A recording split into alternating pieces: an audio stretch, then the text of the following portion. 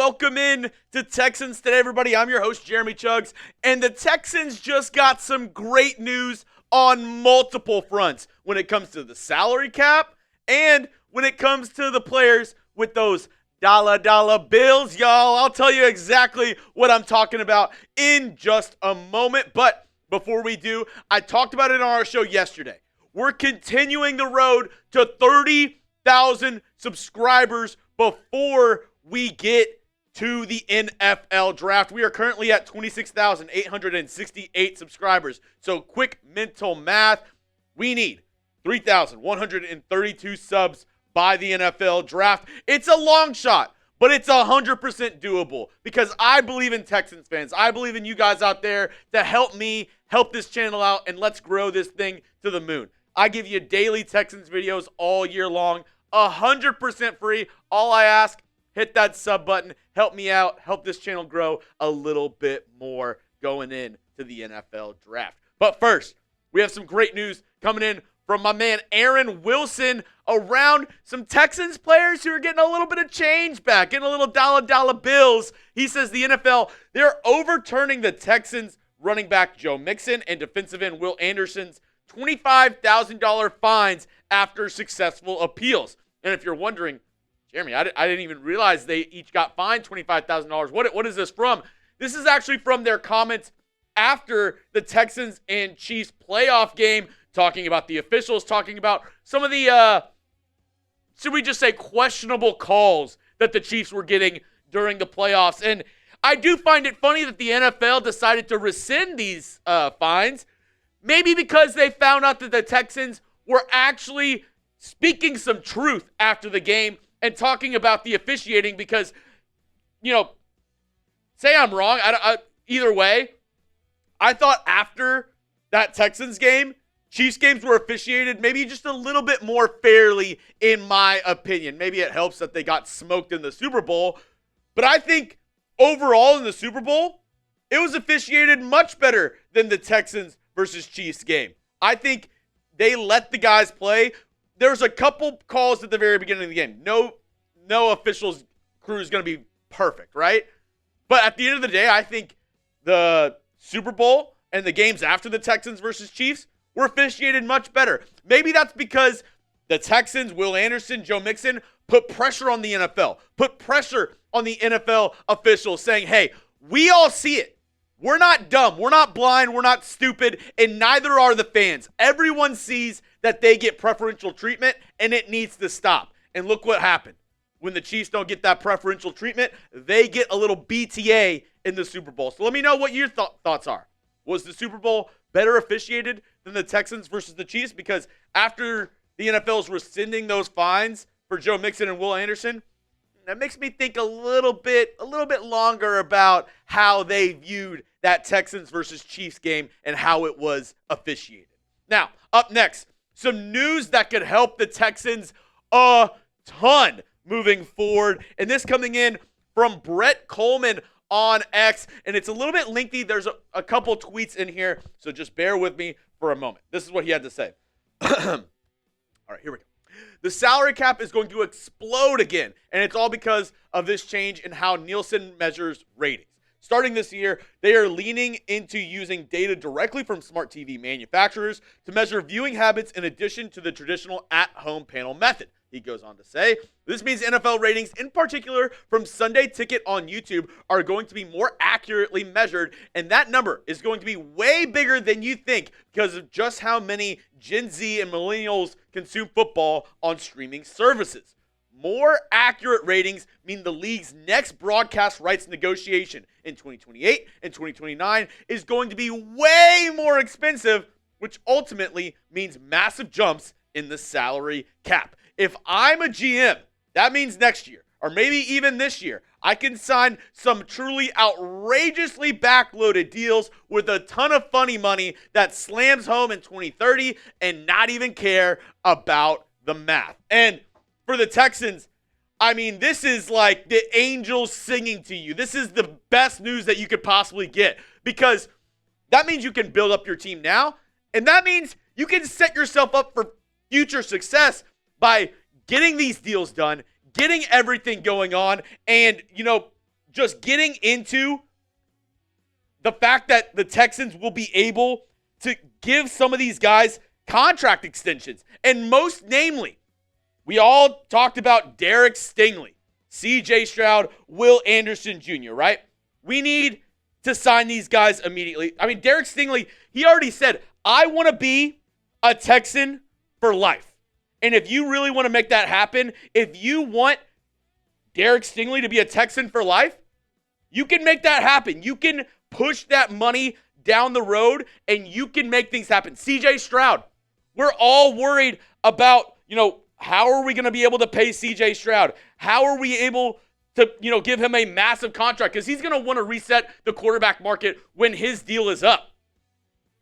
We'll now be able to maybe give him a deal a little bit earlier on, backload that money, and help us out in the future. Same with Will Anderson. If you get these deals done, Nick Caserio, if you're able to get ahead of it and push that money towards 2030, towards 2031, when the salary cap should explode, you're in the green. You're good because you're paying them at a 2025, 2026 premium.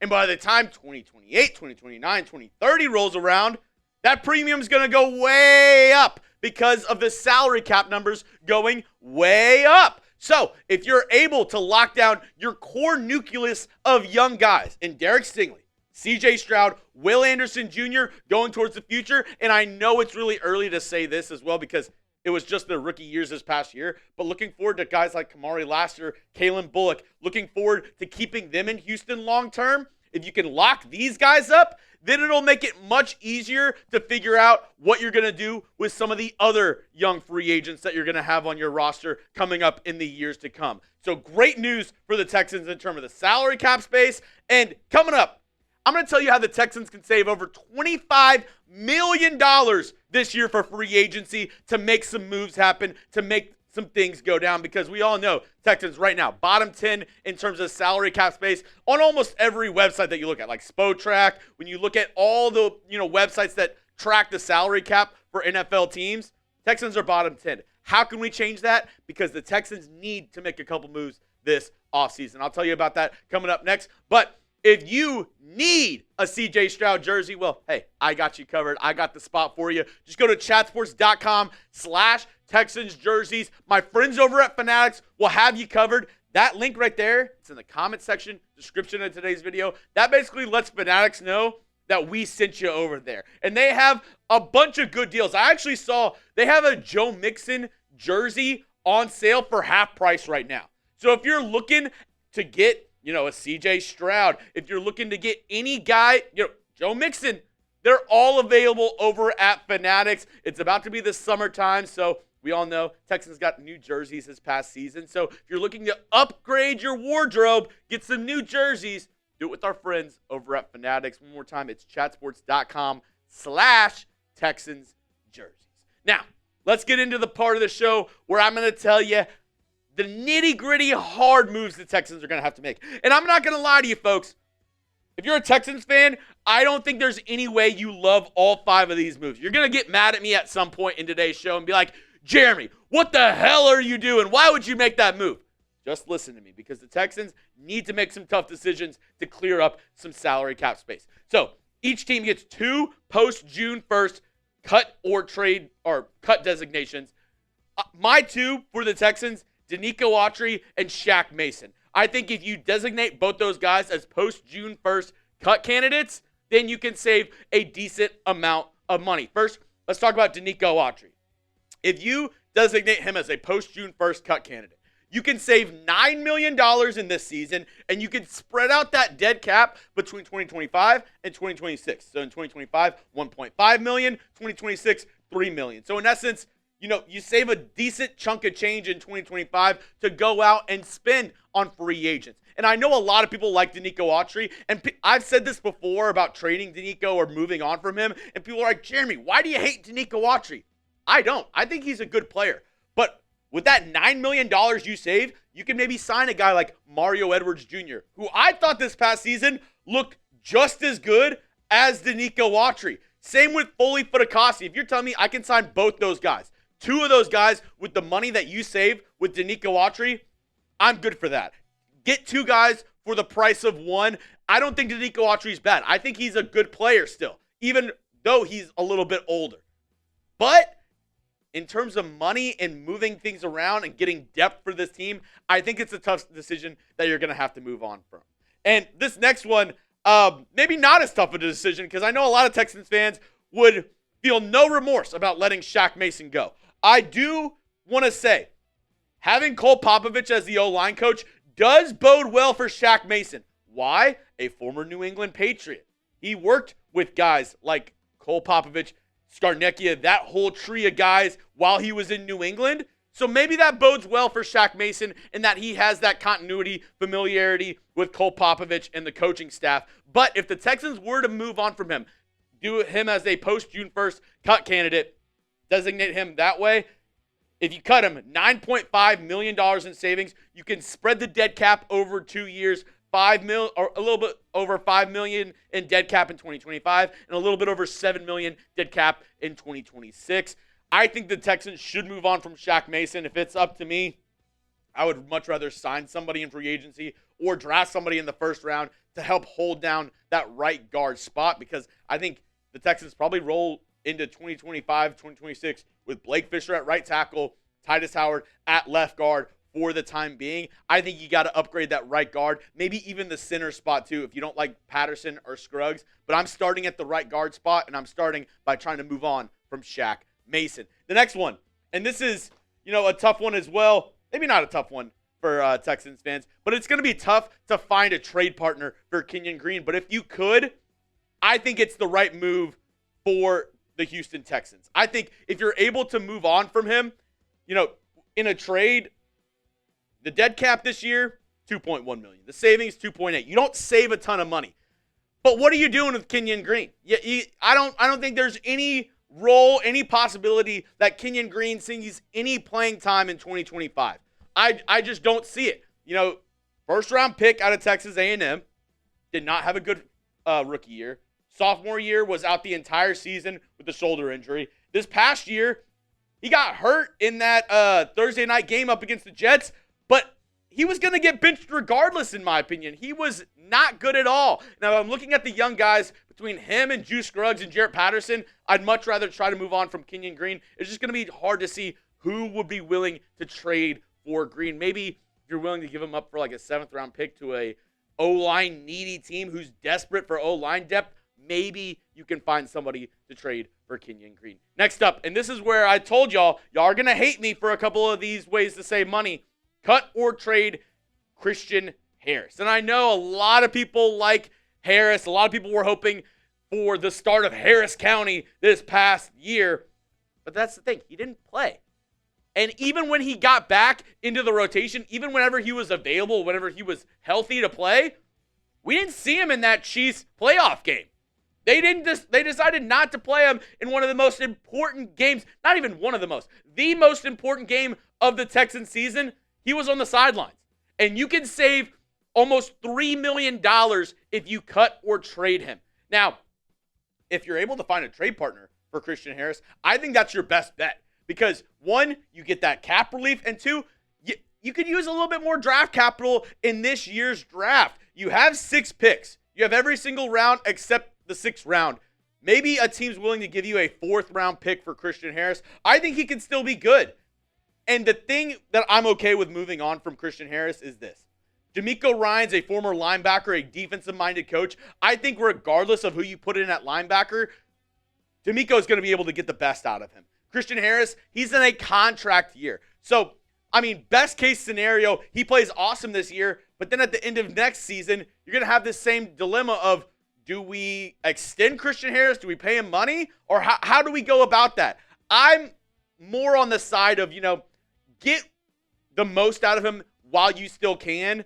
I think if you trade him this offseason, that could really help the Texans moving forward. Let me know your thoughts, though. I've had a lot of pushback to the idea of moving on from Christian Harris. What do you think? Let me know down below. Do you think Christian Harris can still be an elite linebacker? If the answer is no to that, then you should 100% move on from him. If he's not going to be an elite backer, I'm good. I'd rather save that $3 million and fill some of the roster holes that the Texans desperately need to do this offseason. Now, this next way to save money is a more far-fetched idea, and I mentioned it before, but if you could somehow find a trade partner for Dalton Schultz. I know it's going to be hard with his cap hit for whatever team takes him on, but you never know. If a team is desperate for a tight end, I still think Dalton Schultz is a good option for teams. He would save the Texans a decent amount of money, the 2025 savings, around $9 million. And if you trade him after June 1st, the savings bump up to an $11.5 million. I think it's worth the idea of moving on from Dalton Schultz. You have Kate Stover. You re-sign Brevin Jordan. I know Nick Caley's a big tight end guy, and he's going to want to use the tight ends. But saving that kind of money, I'd much rather do that and maybe draft a tight end in the 4th or 5th round of this year's draft and use some of that money, like I said, to continue to fill some roster holes. There's definitely some teams out there who have absorbent amounts of cash this offseason. Looking at, the Patriots, the Raiders, just to name a few. I know the Raiders are probably set at the tight end spot, but there's a couple teams that have a lot of cap space that might be willing to, throw a 6th or 7th round pick at the Texans, take on Dalton Schultz in that cap hit for this year. Because the thing is with Dalton Schultz, whatever team trades for him will have an easy out at the end of this year. It'll basically be like a 1-year rental. You're paying Dalton Schultz that huge cap hit. I believe it's around $14 million this year. But then next offseason, you can easily cut him. Same thing with the Texans. I think they might just end up keeping him on the roster, and then he's an easy cut at the end of this season because I believe going into the 2025-2026 season, you can cut Dalton Schultz and save $9 million easy off the books. So I think a team could do that. But, hey, you never know if a team needs somebody at the tight end spot. Maybe they, throw something at you for Dalton Schultz. And this next one might be an unpopular one for one of the names coming up on here. I think you should try to get extensions done for Danielle Hunter and Laremy Tunsil. And I know people are going to say, Jeremy, Laremy Tunsil stinks. Well, if you think that he stinks, I hate to break it to you, he does not. He had a rough start to the season with false starts, but as somebody who played offensive line before, I'll tell you this. Offensive line is the only position in the NFL where you are basically connected to 4 other people for the entirety of the game. It is not just a solo performance. It's you and the guy next to you. If the guy next to you sucks, he'll make you look that much worse. He can make you look 10 times worse than you actually are. And I think the lack of, experience with the left guard and the center to start the year, that really messed up Laremy Tunsil. If you look at his actual numbers and his pressure percentage, the amount of sacks that he let up, he is still a top left tackle in this league. He's only 30 years old, and we've been seeing left tackles play until they're 36, 37, 38 years old in the NFL. So I would love to extend him and Danielle Hunter to lower their cap hit in 2025 because right now they have about a combined cap hit in 2025 of around $51 million. If you extend them, you can kind of push that money down the road. And going back to what we said at the top of the show, right? 2030, the salary cap could absolutely explode. So if you extend those guys, just keep on kicking the can down the road to 2028, 2029, 2030, that can maybe help you build a team right now to contend with some of the young guys that you have on this roster. Now, that's all I have for you on today's show, folks. Make sure you hit that sub button. We're trying to get to 30K by the NFL draft, and I would greatly appreciate it. If you made it to the end of the video and you're not subbed, what are you doing? Obviously, we did something right. You enjoyed the show. You're at the very end of today's program. Help me out. It's 100% free. All you got to do is go down below and hit that subscribe button.